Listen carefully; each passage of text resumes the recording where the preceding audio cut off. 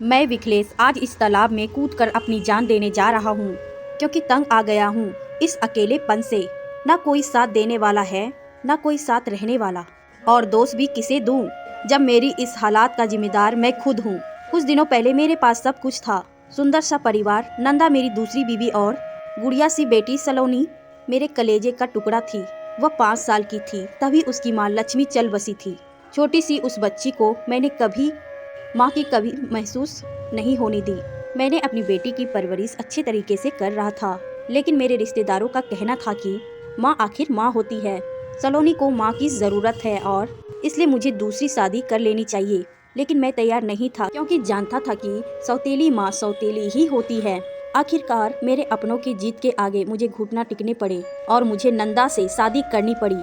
शुरू में सब ठीक ठाक चला, लेकिन धीरे धीरे नंदा अपना सौतेला रंग दिखाने लगी। ऑफिस से घर आकर मुझे सलोनी के साथ खेलने की आदत थी। उसे गोदी में उठाकर मुझे जो सुकून मिलता था अकल्पनीय था। तकरीबन 8 महीना पहले बात है, मैं जब ऑफिस से घर आकर सलोनी के पास गया, तब अचानक नंदा ने चिल्लाकर सलोनी को उठा दिया। मैं कुछ समझूं उससे पहले वह सलोनी को दूसरे कमरे में रखकर बाहर आई और बोली, पहले नहा लो, तब तक मैं आपके लिए गर्मा गर्म खाना परोसती हूँ। उसी दिन के बाद नंदा का व्यवहार अजीब सा हो गया था। वो कुछ न कुछ तरकीबें लगाकर सलोनी को मुझसे दूर रखने का प्रयास करती।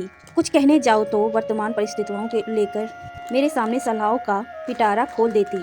फिजूल की बकवास मेरे गले वह बातें नहीं उतरती थी, क्योंकि मैं जान गया था कि नंदा मुझसे मेरी बेटी को दूर करना चाहती है। मैंने भी नंदा की कारस्तानियों का मुंहतोड़ जवाब देने की ठान ली। अब मैं उसकी एक बात भी नहीं मानता। सलोनी के साथ खूब खेलता। मैं अपनी बेटी को दुनिया भर की खुशियाँ देना चाहता था। वह भी बहुत खुश थी, लेकिन अचानक हमारी खुशियों को मानो किसी की नज़र लग गई। एक दिन सलोनी की तबीयत बिगड़ गई। मेरी सांसों में बसी सलोनी को सांस लेने में तकलीफ होने लगी। मैं डर गया, मेरा दिमाग सुन्न हो गया। मैं फौरन सलोनी को हॉस्पिटल लेके गया। लेकिन यह क्या, उस दिन मेरी बेटी जो हॉस्पिटल में गई, वहाँ कोई डॉक्टर ना मुझे उससे मिलने देता था, ना उससे बात करने देते थे। मानो सबका व्यवहार नंदा सा सौतेला हो गया था। 2 दिन बाद नंदा की भी तबीयत बिगड़ गई, सो उसे भी हॉस्पिटल में एडमिट करना पड़ा। लेकिन मुझे नंदा से ज़्यादा फिक्र अपनी बेटी सलोनी की थी। मैं अपनी बेटी को देखना चाहता था, उसे प्यार से गले लगाना चाहता था, उसे चूमना चाहता था, लेकिन कोई तो कहे कि वह कहाँ है, किस हालात में है। बस एक दिन डॉक्टर ने आकर मेरे हाथ में 2 कागज थमा दिए और बोले, यह तुम्हारी बेटी का डेथ सर्टिफिकेट है और यह तुम्हारी बीवी का। मैं सुन सा अपनी जगह पे खड़ा रहा। मेरे सामने खड़ी नर्स बोली, तुम्हारी बीवी ने तुम्हारे लिए एक संदेश छोड़ा है। कोरोना के महाबीमारी में अगर हम एक दूसरे से दूर रहते तो आज साथ होते। मेरे हाथ से कागज छूट गए। तालाब में कूदने से पहले मैं आपको एक सवाल पूछना चाहता हूँ। आप ही कहिए, कौन बुरा था, मैं या सलोनी की सौतेली माँ?